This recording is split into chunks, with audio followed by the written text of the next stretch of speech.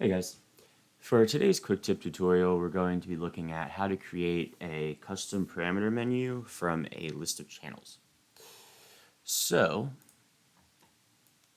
you're probably familiar if you have a geo, for example, and I'm just using this as an example, and we have a noise, which is, well, here, I'll just get rid of both of these. So, if we have a noise and we give ourselves some channels, we can use pattern matching to give ourselves 5 channels. And then if we just have a regular old geometry and we go to instancing and drop this on the translate, if we click this, we can see a list of channels to choose from. And if we have more channels, then we have more things to choose from, which is super handy and useful in a lot of ways, but it took me a long time to figure out how to do that. So I'm going to show you. So let's grab noise again. I'll give us 5 channels, or actually I'm going to do a constant instead and just give us a few channels, have a null, and then I'm going to add a null in here and then collapse this. So now I have a base, and I'll just call this my example base. And all we want to do in our example base is to be able to select one output from the list of input channels and have this output just be a single input. Sorry, have the output be a single channel. So, we could do that with this. And here we're again seeing our drop-down ability. But this would require us to come in and click on this. And to make matters worse, if we customize our parent component and try to parameterize this, and then, whoops, and then go in here, okay, our dropdown's working, but if we add some channels, our dropdown doesn't update, and that's pretty annoying too. So,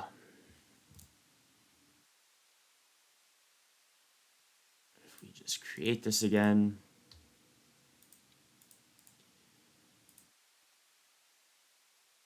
example base,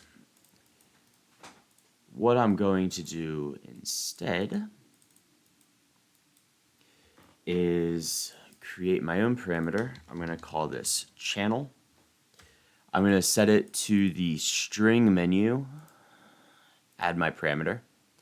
I'm going to delete both of these. And now what we're going to do is drop a select,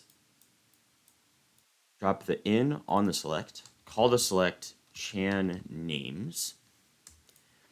And then here in the menu source of our parameter, we're going to type op single quote dot slash for inside of my component operator chan names close quote dot par dot chan names with no underscore, and that is going to reference this chop, pull in these channels as our selection options so that now we can go in here and see all of our selections for our dropdown.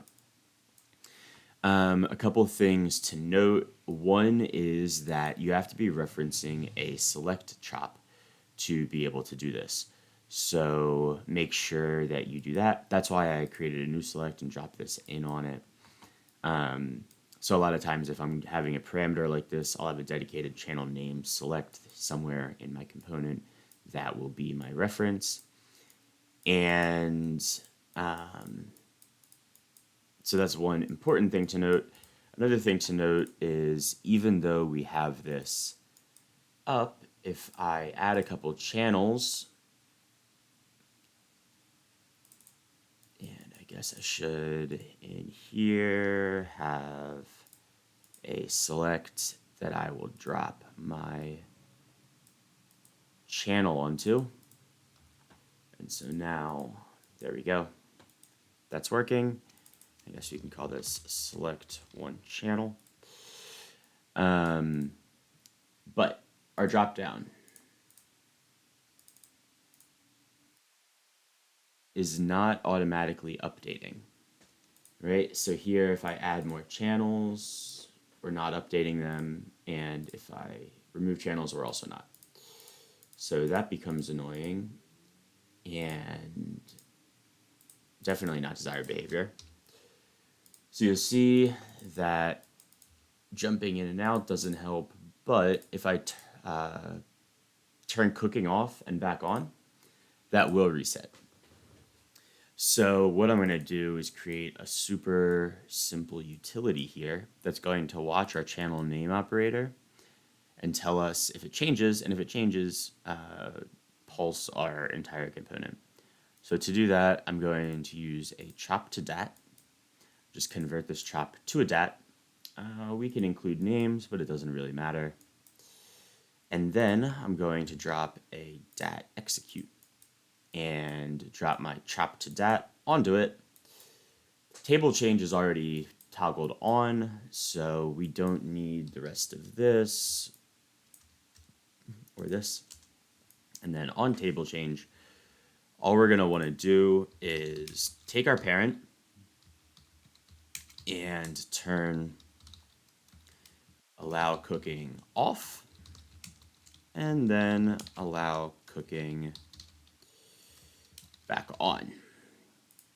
And this is if this table changes, which is referencing our chop, which means that anytime our chop changes, like if I just use a totally different chop and drop it on, this is changing our table, which means that our cook flag is then going to be pulsed. And what that means is that here you can see we're showing these three channels. As I am pressing and adding these channels, my cooking is going on and off, and my channel selection is being updated. And that is pretty much it. Super handy. I use this a lot. I hope it's helpful. I think my last two notes are: be careful if you are dragging and dropping parameters. For example, if I have another base and I wanted to customize this base, and I dragged and dropped this channel parameter onto it and set reference to source,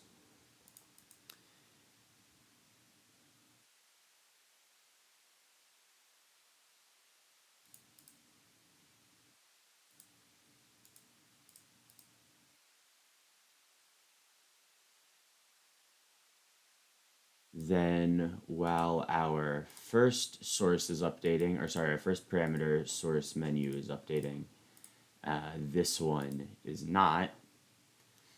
And if I were to get rid of my originals, I'm actually not sure why this isn't throwing an error right now, but it should be, because there it is. Just took a second. Because this menu source is not being found, right? It's just not real. The hard part is that if you do this, it's going to be really difficult to actually find the problem.